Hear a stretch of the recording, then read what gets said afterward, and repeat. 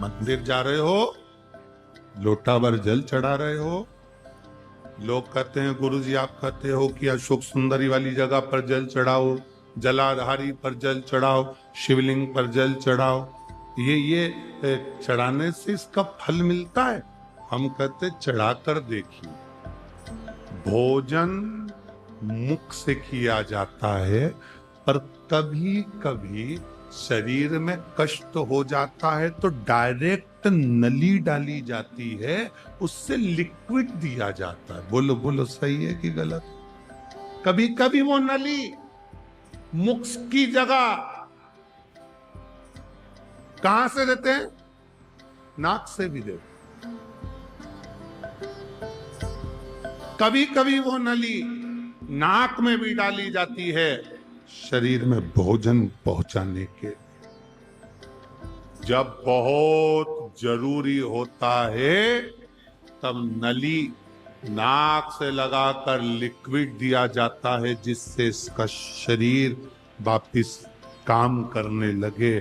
उसी तरह कभी कभी महादेव को जल चढ़ाते चढ़ाते अशोक सुंदरी पर जब जल चढ़ाते हैं तो समझ लेना कि कुछ ना कुछ तुम्हारे लिए जरूर अच्छा होने वाला होता है, तब अशोक सुंदरी का जल कारगर। अशोक सुंदरी मन लगाकर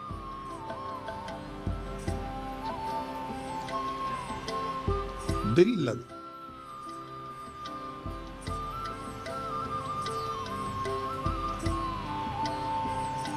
धूलिया के आसपास का जितना क्षेत्र है, शिरपुर हो, आसपास के जितना क्षेत्र है, कहीं गंगाधर भगवान शंकर गंगेश्वर बनकर बैठे हैं, कहीं रुद्रेश्वर बनकर बैठे हैं।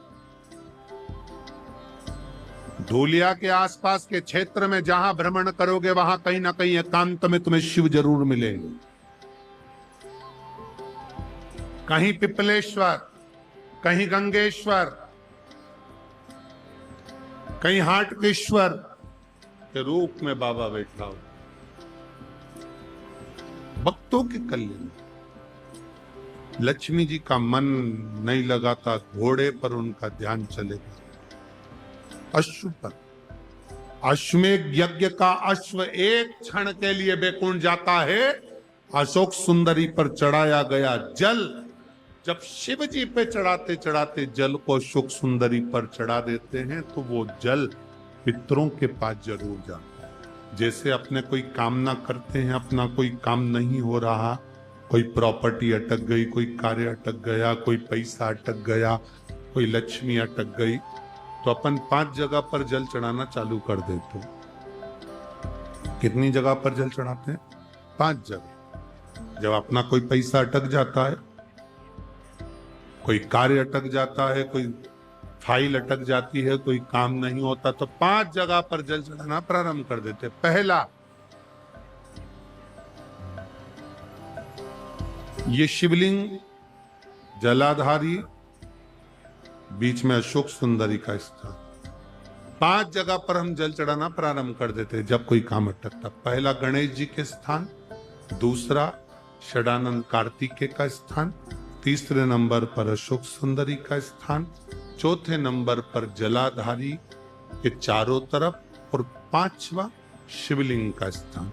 जब हम यहां से जल चढ़ाना चालू करते हैं, फिर जल को यहां चढ़ाते हैं, फिर मध्य चढ़ाते हैं, फिर जलाधारी पर चढ़ाते हैं, उसके बाद शिवलिंग पर हम जल चढ़ाते हैं, और धीरे धीरे जल चढ़ाकर अपनी जब कामना कहते हैं, कितना भी कहीं पर भी पैसा अगर अटका होता है, 3-4 महीना अगर लगातार रोज जल चढ़ा है तो बाबा रास्ता खोज ही देता है, वो आता ही।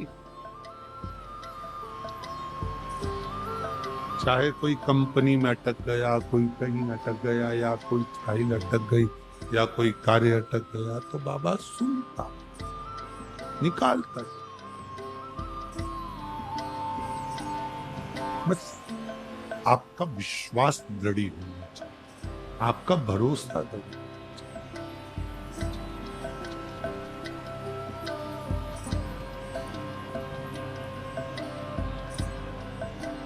शास्त्र कह रहे, शिव कथा।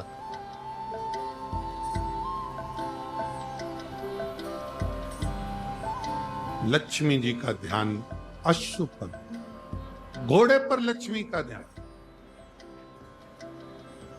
कभी कभी ध्यान भटक जाता,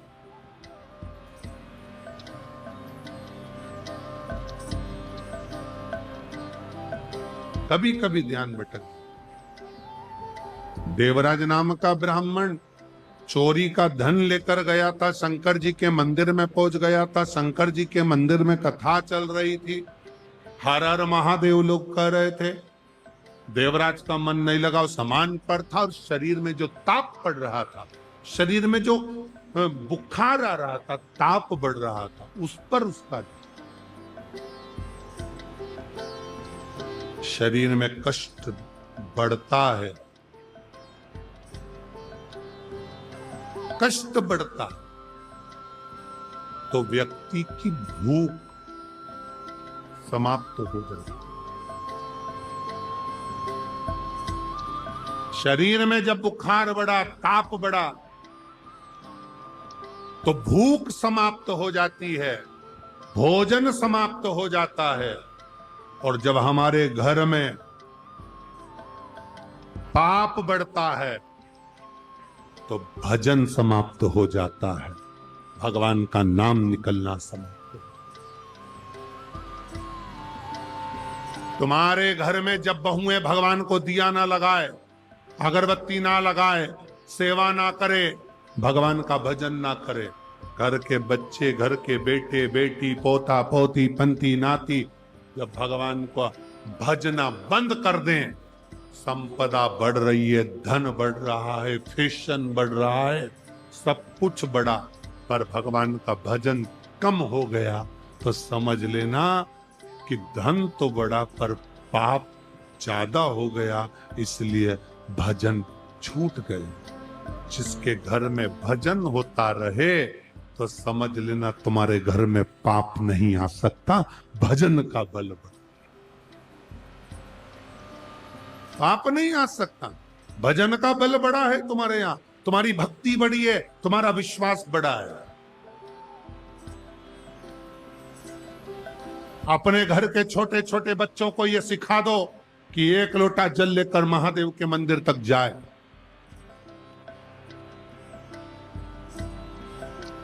तुम्हारा महादेव के मंदिर तक तुम्हारा बेटा अगर जाएगा तो उसका बल प्रबल है, उसका बल प्रबल जाए मंदिर।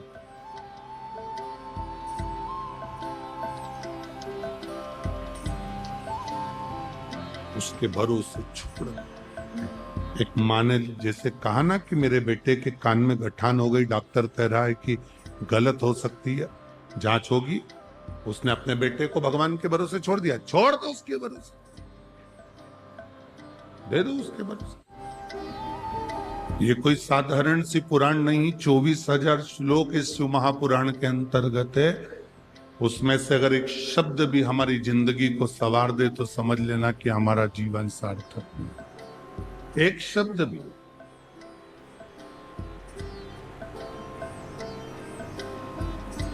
कार्तिक के महीने में सुन रहे हो, जो भगवान शंकर के पुत्र हैं श्री कार्तिकेय महाराज,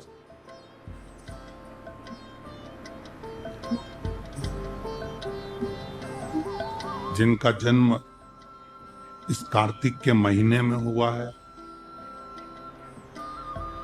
उस कार्तिक के महीने में जब आप कथा का तत्व ग्रहण करने के लिए बैठे हो तो ये विचार करिएगा कि भगवान देवादिदेव महादेव के सुपुत्र षडानंद कार्तिकेय जी महाराज अपने भक्ति में इतने लीन हो रहते थे कि लक्ष्मी, सरस्वती, पार्वती, भगवान नारायण, भगवान शिव, भगवान ब्रह्मा उन्हीं के पास आते थे।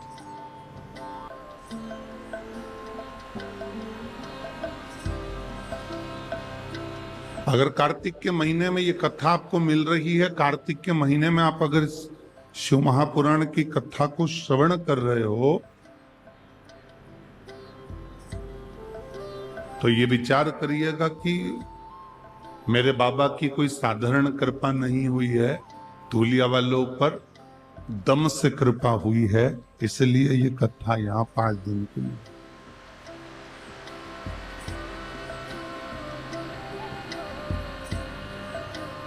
शिव कथा देती क्या है?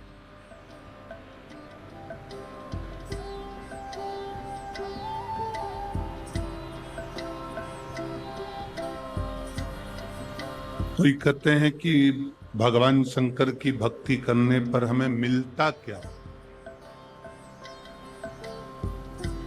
जितने भी भक्त आस्था चैनल के माध्यम से सुन रहे हो, फेसबुक यूट्यूब के माध्यम से सुन रहे हो और इस धुलिया नगर के अंतर्गत कथा को श्रवण कर रहे हो, अगर कोई आपसे पूछे कि शंकर क्या देते हैं, तो शंकर केवल मनुष्य की जिंदगी में जीने का बल देते हैं, जिससे हम अपने लक्ष्य तक पहुंच सकें।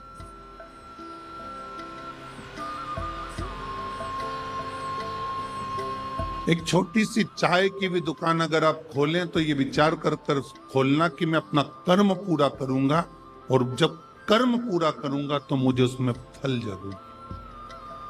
हम हमारे लक्ष्य में पीछे ना हट। जो अपने लक्ष्य से पीछे हट जाता है, कर्म करते करते पीछे हट जाता है, फिर उसका फल नहीं मिल पाता। अपने भीतर से अहंकार को निकालकर बाहर फेंक देना, काम को निकालकर बाहर फेंक देना, लोभ को निकालकर बाहर फेंक देना। 5 दिन की शिव महापुराण की कथा आप सुन रहे हो। आप धूलिया के कितने बड़े भी सेठ हो, आपके पास में करोड़ों की जायदाद क्यों ना हो, कितनी भी फैक्ट्री तुम्हारी चल रही हो, कितना भी धन तुम्हारे घर में हो, तुम किसी भी पद के राजनेता अधिकारी हो, 5 दिन के लिए तुम अपना सत्ता, अपना वैभव, अपना धन अपने घर पर छोड़ो और कथा के पंडाल में बैठो, तो केवल शंकर के भक्त बनकर बैठो कि मुझे शिव की भक्ति चाहिए। उससे ज्यादा कुछ नहीं।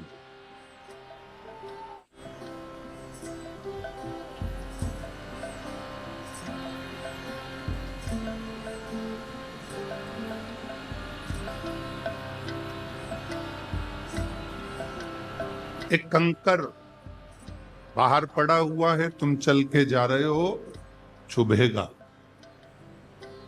तुम उस पे से भी निकल कर जा सकते हो। उस कंकर पे से तुम निकल कर जा सकते हो, तुम चल सकते हो, दिक्कत नहीं। पर एक कंकर तुम्हारे जूते के अंदर भर गया तो तुम बहुत लंबा चल नहीं सकते। जब तक उस कंकर को तुम जूते के अंदर से निकाल नहीं दोगे, तब तक तुम लंबा चल नहीं पाओगे। उस कंकर को जूते के अंदर से निकाल कर बाहर कर दोगे, उस कचरे को जूते के अंदर से बाहर कर दोगे, तो तुम लंबा चल सकते हो।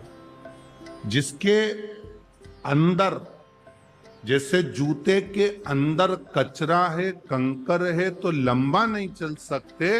अपने अंदर यदि अहंकार आ जाता है तो व्यक्ति बहुत ऊंचाई तक चल नहीं पाता, बहुत आगे तक बढ़ नहीं पाता।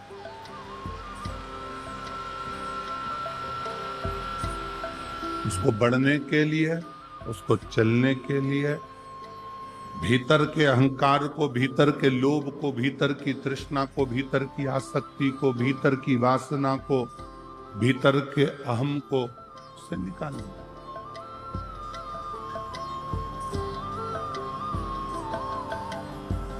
भीतर का अहम जब समाप्त हो जाए, भीतर का अहंकार जब समाप्त हो जाए, तब परमात्मा की भक्ति मूल हो जाती है।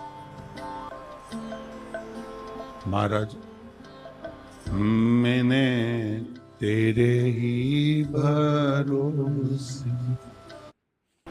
शिव कब तक नहीं मिलते?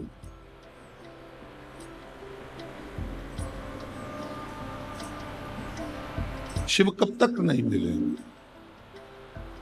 शिव महापुराण की कथा कहती है बाबा देवादिदेव महादेव कब तक नहीं मिलते। कहा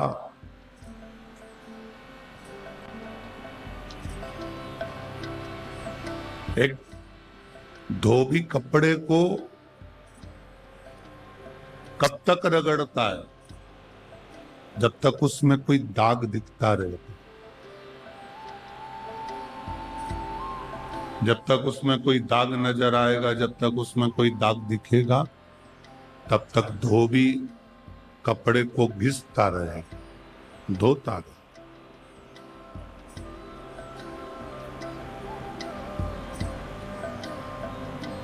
जब दाग कपड़े में नहीं रहता, जब कपड़े में से दाग हट जाता है, दाग निकल जाता है, तब धोबी कपड़े को घिसना बंद कर देता। शिव महापुराण की कथा कहती है, शिव कथा कहती है कि भगवान देवादिदेव महादेव भगवान शंकर कब तक नहीं मिलते। तो कहा जब तक हमारे अंदर क्रोध, अहंकार का छोटा सा भी दाग हमारे भीतर यदि है, तो भगवान जब तक उसको पूरा धो नहीं देता, तब तक मेरा भोलेनाथ मिलता नहीं, तब तक मेरा शिव नहीं मिलेगा। जैसे धोबी कपड़े को धोता है, दाग रहा है, जब तक दाग समाप्त नहीं होता तब तक वो धोता रहता है, धोता रहता है। उस पर पाउडर लगाएगा, साबुन लगाएगा, गर्म पानी में डालेगा, खंगालेगा, घिसेगा, मलेगा, उसका दाग मिट जाएगा तो वो फिर घिसना छोड़ दे, फिर वो घिसना छोड़ दे। जब तक दाग नहीं हटता तब तक वो घिसता, दाग हटा उसने घिसता।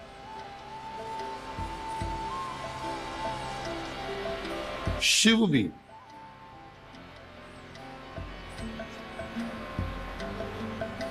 जब तक आप भीतर अहंकार भरा हुआ है, थोड़ी सी तृष्णा भरी हुई है, थोड़ा सा क्रोध भरा हुआ है, थोड़ा सा अहम भरा हुआ है, वो घिसेगा।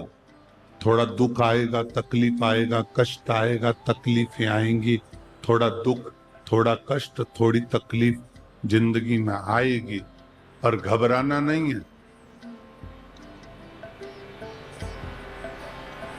हमें घबराना नहीं।